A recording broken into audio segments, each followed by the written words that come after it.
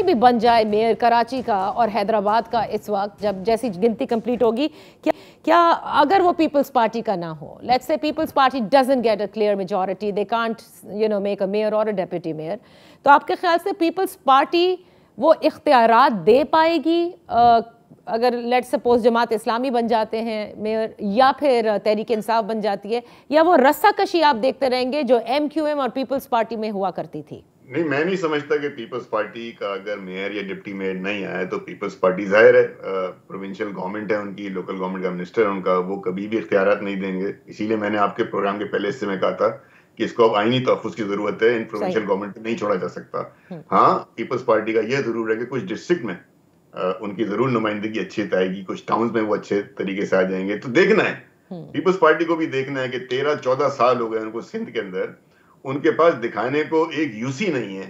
और कराची जैसे शहर को जिस यतीमी और लावारिसी के अंदर इनके दौर के अंदर जो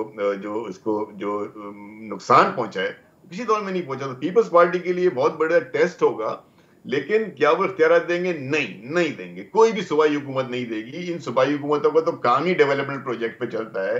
ये सूबाई हुकूमत तो चलती लोकल गवर्नमेंट्स के ऊपर है। लिहाजा मेरी अपील फिर होगी, रिपीटेशन के साथ होगी कि इस बल्दियाती निज़ाम को, मकामी हुकूमतों के निज़ाम को, इस third tier of the government को खुदा के वास्ते पार्लियामेंट में आईनी तरमीम करके आईनी तहफ़्फ़ुज़ दें, चैप्टर 4 का इजाफा करें पार्ट 4 में। तभी हो सकता है, इख्तियारात नहीं मिलेंगे।